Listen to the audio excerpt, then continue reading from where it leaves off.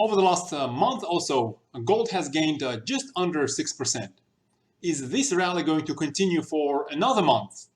Let's talk about that and much more in this video. Welcome to myfinancesteacher.org, where we track four main categories within our portfolio, including precious metals, cryptocurrencies, general stock markets, and energy and other commodities. All of our trades are completely transparent. All of the trades that have ever happened are tracked by this model portfolio over here.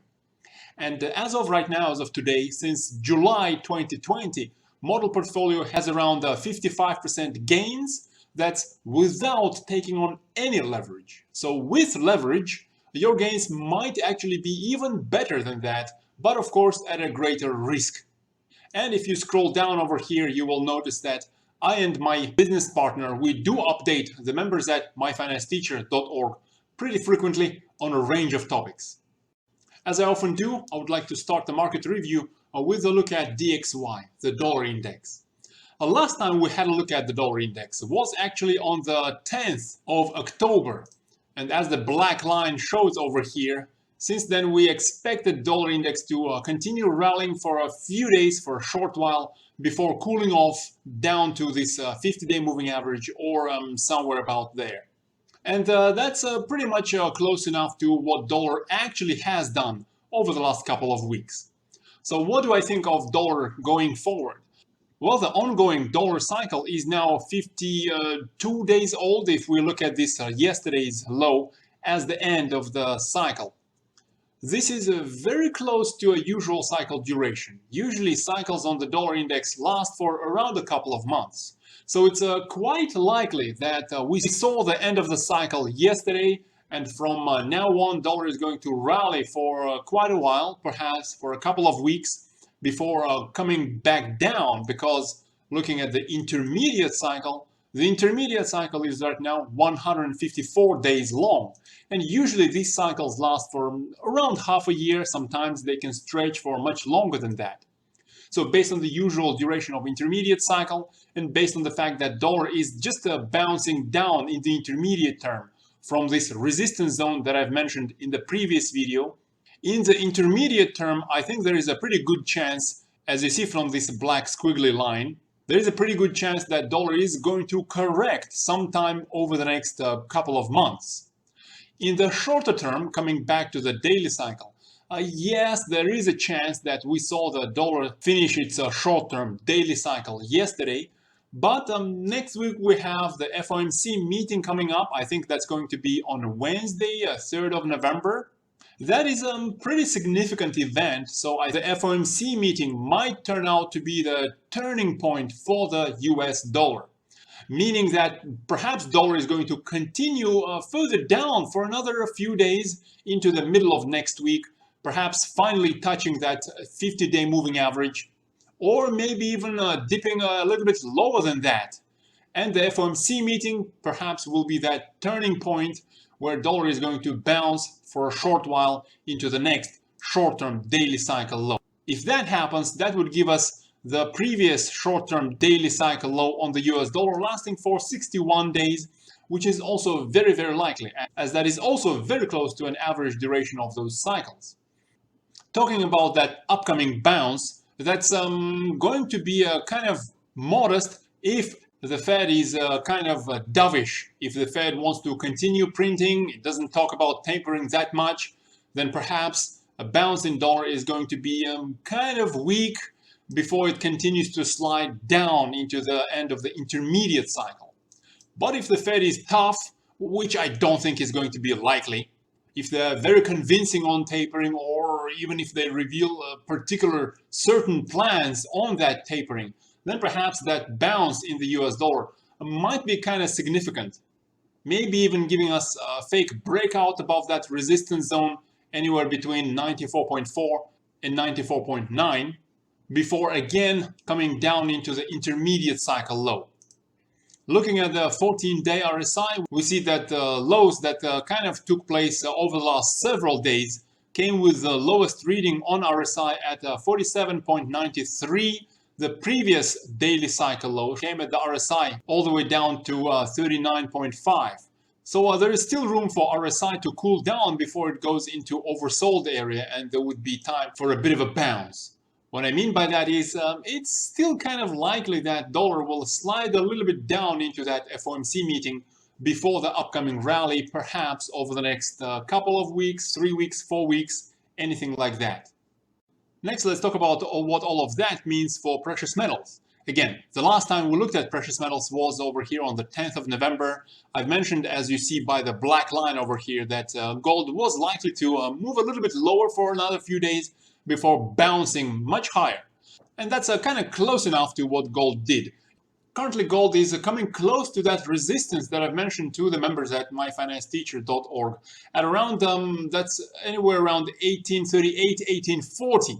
So zooming out a little bit, while the US dollar might perhaps come a little bit lower into that FOMC meeting over the next few days, perhaps gold will rally further into that resistance zone somewhere just a tad below 1840. By then, the short-term daily cycle low will be 35 days old into that 3rd of November, the FOMC meeting.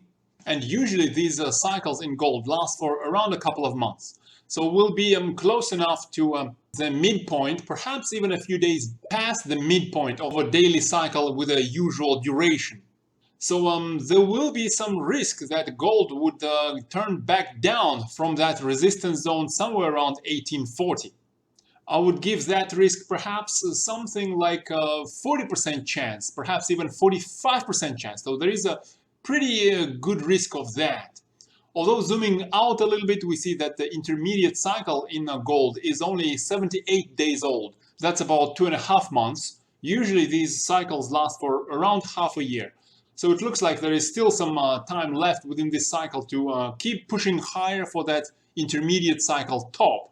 So if gold breaks above that resistance zone somewhere around 1840, that will be quite positive and would mean that gold is likely to go all the way up to the next resistance zone somewhere around that round number of 1900, as I see indicated by these black lines on the chart. That's generally my expectation. I would perhaps give it only about 55 to 60% chance. So again, I would like to repeat that there is a pretty high risk of gold cooling down from that resistance zone of 1840. But still, so far as it stands, precious metals are looking pretty good. Looking at GDX over here, we see that GDX came a little bit down from that 200-day moving average back on Friday with this red candle, but it's staying close to that 200-day moving average still. So if US dollar moves down into that FOMC meeting, we might see one more poke above this widening Bollinger Bands on GDX before a bit of a turn back down into the end of the short-term daily cycle. So that's possibly a bit of a fake breakout above the 200-day moving average over the next few days on GDX. But again, that's in that 45% scenario where gold drops after hitting that resistance around 1840. There is that 55% chance where gold continues a little bit higher, perhaps closer to 1900 within the ongoing short-term daily cycle. And in that case, GDX will have a pretty good chance at closing this gap from mid-June. Closing the gap would mean that GDX has to reach somewhere around 36.7 or so. And so far, as I mentioned, the precious metals do look somewhat healthy. This chart is GDX versus gold. GDX multiplied by 100 divided by the gold price. We see that this chart is pointing upwards, which means that GDX, the miners, are outperforming gold. This is usually a bit of a healthy sign, but we see that over the last few days, GDX is struggling a little bit to outperform that gold. So again, perhaps we have a few more days of strength in precious metals for this GDX outperformance chart to come back to that 200-day moving average, at least as it did in the previous local high, before potential cool down, with gold dropping down into that short-term daily cycle low, and the US dollar rallying into that next short-term daily cycle for 2 to 3 to 4 weeks. Now looking at this 14-day RSI on gold, it still is pretty far from oversold levels, which also means that there is still a good chance for gold to continue a little bit higher, at least in the very short term, perhaps even with a 55% chance of going beyond 1840.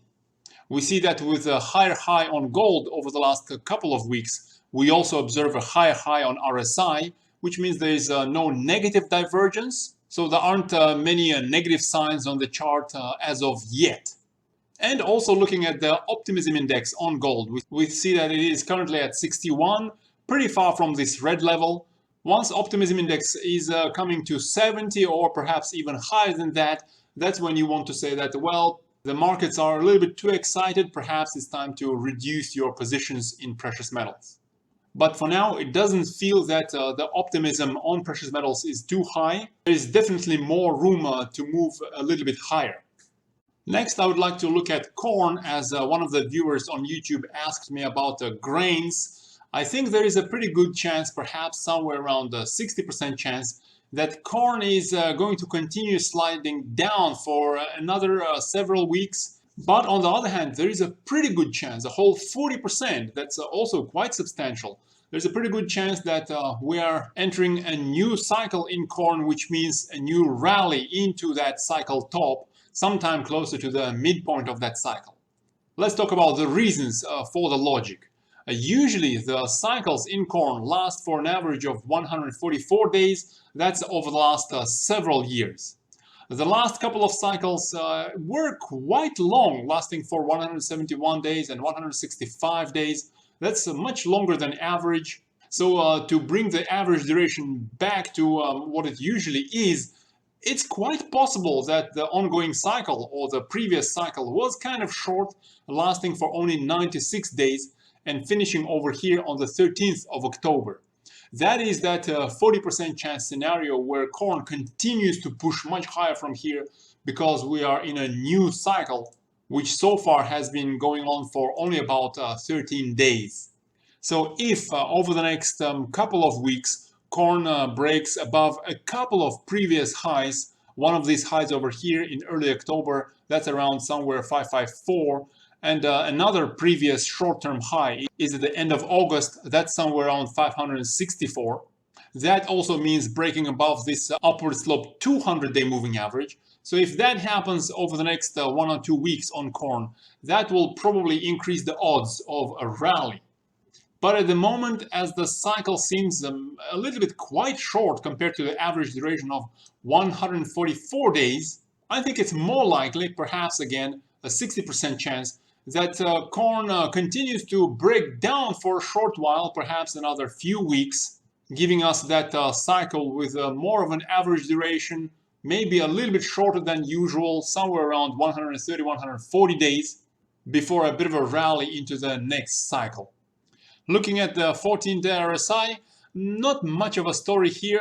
Near the recent lows, RSI came kind of close enough for what is something of enough of a pullback in RSI into the cycle low. Within the last few weeks, the lowest RSI we observed was around 34. In the previous cycle low, the lowest we observed was around 36. So perhaps the cycle starting in midsummer has already finished and we are about to rally. But looking back at a further history, we see that generally cycle lows on corn come with the 14-day RSI, often touching that oversold area somewhere around 30. But again, with trillions of dollars being printed, perhaps that doesn't have to happen that often anymore. Next, looking at the optimism index in corn, we also see that there is still a pretty good chance of lower corn prices, as the recent low on the optimism index just over the last few weeks was slightly below 50. Again, that might be enough with all of those trillions of dollars being printed and the previous 2 cycle lows back in mid-2020 and somewhere around early 2021 only brought this optimism index down to above 50 and even above 60 respectively. But that was down from extremely high levels above 90. But again, looking at further history, usually a good buying opportunity on corn comes when this optimism index is much closer to this green line, much closer to the level of 30. The recent low was a tiny bit below 50, so as I said, there is a pretty high chance, say around 60% chance, that corn continues down. Although, if it breaks above a couple of previous highs, I might try playing corn on the long side. But at the moment, the chance of a rally, I would say, is around 40%. For more on the general stock market and a lot of other assets, join us at myfinancesteacher.org. Over the next 1 or 2 days, I expect an important trade in energy, and I will also publish an update on what's happening with the general stock markets. So don't hesitate to click this register button. The first month is only $5 and it's just $10 per month after that. Have a great Tuesday and good luck in your trades.